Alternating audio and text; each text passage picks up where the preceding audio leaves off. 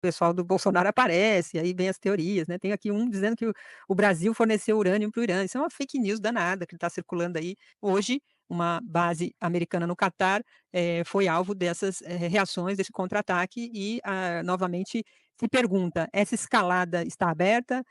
O Catar ameaça responder ali diretamente ao ataque, isso, na sua avaliação, vai representar uma proliferação da crise na região, e isso pode desencadear o que todo mundo está chamando de, terceira guerra mundial, professor? Olha, Daiane, em primeiro lugar, como sempre se diz do Oriente Médio, a notícia de um minuto atrás já é velho, já é antigo. Então, fica difícil. E essa questão, acho que as análises internacionais, eu tenho feito essa advertência, a forma pela qual a gente faz. Né? É impossível fazer as previsões, acho que as análises têm que ser em cima de fatos e fazer algumas especulações. A gente não Uhum. sabe o que está em bastidor. Então, logo quando veio a notícia hoje do Na ataque à resposta? base Uhum, militar dos Estados Unidos no Catar e também no Iraque, mas o Catar é uhum, mais importante, sem eu ler mais coisas, tudo me veio à cabeça o seguinte: uma primeira hipótese, e que não descarta as outras, né? Que há uma alteração ali na condução da política militar iraniana, porque o Khamenei faz parte de uma liderança de uma ala que é considerada moderada, cautelosa, sempre passo a passo, né? E para fazer uma ação dessa, de uma certa forma inesperada, poderia estar vindo de algum setor. E procurei algumas coisas aí, não encontrei muito não. Mas ao longo aí dessas horas foram aparecendo outras análises, inclusive de uma articulista iraniana do New York Times e depois de um especialista em países do Golfo, dizendo que a coisa estava meio que combinada, dizendo que essa base foi esvaziada já há 3 dias. E aí a pergunta é, por que o Catar? Porque o Catar, veja só, é o que tem mais diálogo com o Irã. uhum, Há muito tempo. O Catar é dos países do Golfo, é o mais próximo do Irã. O Catar tem um bom relacionamento com o Hamas, bom relacionamento com uhum, Israel. E aí alguns começaram a especular também. Falar, deve ser precisamente por isso, porque como o Catar, vamos dizer, gosta de mais confiança, houve um acerto aí, um aviso, que era apenas para dar um sinal, e o Catar levar isso em conta, que é um ator privilegiado, inclusive, para intermediar um processo de paz. O Catar tem muita influência nos Estados Unidos, e mais ainda com o Trump, com a família uhum, do Trump e com a família do genro do Trump. Ok, tem sentido isso. Mas veja, ainda que simbólico, né? Atacar ali uma base americana, como é que a Arábia, não só o Catar, mas como é que a Arábia Saudita já declarou, está vendo isso? Como é que o Bahrein está vendo isso? Então, mesmo que seja assim, combinado, é um risco. Mesmo com essas senões, é um risco. Foi um passo mais, vamos dizer assim, audacioso, coisa que o Irã não faz. E isso a gente pode dizer, olhando o histórico do Irã, de 79 para cá, é bem cuidadoso. O ano passado a gente lembra os ataques ao Hezbollah, o Irã não entrou logo, não entrou depois. O ataque à embaixada do Irã na Síria, ele demorou a responder.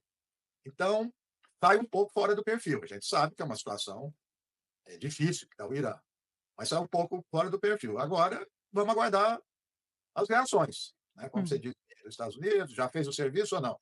Porque ao mesmo dia que o secretário de Defesa dessa declaração que você falou, o Trump disse que quer mudar o regime. Pois Então, é. as declarações a gente não pode levar muito em conta, não, mas principalmente dos Estados Unidos. É. E o próprio Trump depois disse: "Não, não quero mudar o regime, mas também se mudar é legal". Fica tudo muito, não parece uma molecagem brincando de bombas, né. Sim. Não dá. Eu entendo que o Trump, há uma discussão aí se ele mudou ou não. Então, essa ideia de que defender o interesse nacional dos Estados Unidos, não é envolver os Estados Unidos em guerra como os democratas. Ele chegou a criticar pesadamente o grupo dos neoconservadores, até de forma agressiva, que eles levaram os Estados Unidos à guerra. Então, alguns estão dizendo, isso é retórica. Eu não diria que é retórica, acho que o estilo do Trump é o seguinte, ele vai, se não tem custo, ele vai adiante. Uhum, Então, eu acho que quando Israel, provavelmente, deu a informação que estava dentro do desarticulado do sistema de inteligência iraniano, Mossad dentro de Teherã, uma coisa, aliás, um parênteses aqui, eu tenho dito que é inacreditável, nem 007, estou ainda lendo para ver alguma coisa plausível, que até agora eu não entendi, uhum, sinceramente. Mas, enfim, ele deu essa informação, falou: está tudo descoberto, o sistema de defesa do Irã, tudo. Aí o Trump está dizendo: manda ver. Tá? uhum, Ele vai um pouco ao sabor das circunstâncias, né? Favoráveis ou não, recua, avança, recua, vai ali.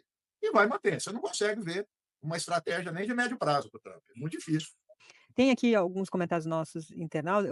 Hoje, nesses dias, de questões muito, né, pulsantes, o pessoal do Bolsonaro aparece, aí vem as teorias, né. Tem aqui um dizendo que o Brasil forneceu urânio para o Irã. Isso é uma fake news danada que está circulando aí. Vai se informar aí, Didi, que tá difícil aí para o seu lado. Essa Não, mentira não mas se sustenta. eu posso esconder, qual o problema? Se fosse, né. Ué, não, eu não porque veja, qual é a questão que está em jogo aí? É muito interessante, estava dizendo isso. Até a década de 80 e 90, tal, a discussão no mundo, não é de esquerda e direita, a discussão no mundo era quem possui e quem não possuía, Quem não possui. eh armas nucleares, eram os meios. Depois mudou. Qual é? Quem é que possui, no sentido de avaliar. Então, assim, Israel pode, Irã não. Por quê? Porque o Irã são muito loucos, vão destruir o mundo, destruir tudo. Então, Israel pode, Irã não pode. Uns podem, outros não podem. Entendeu? Então, isso não é lógica de geopolítica. Não estou entrando em direita e esquerda. Lógica de geopolítica. Sim, Tem um famoso pensador acadêmico americano que já faleceu, Kenneth Walton, que era do Partido Republicano.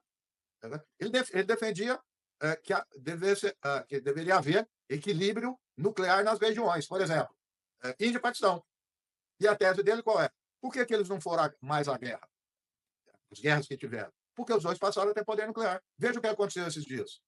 Quase um conflito, matou muita gente, parou. uhum, Defendia também lá atrás, na época, se o Brasil tiver, o Argentina, o outro deve ter. Então, era um cara que não era de esquerda.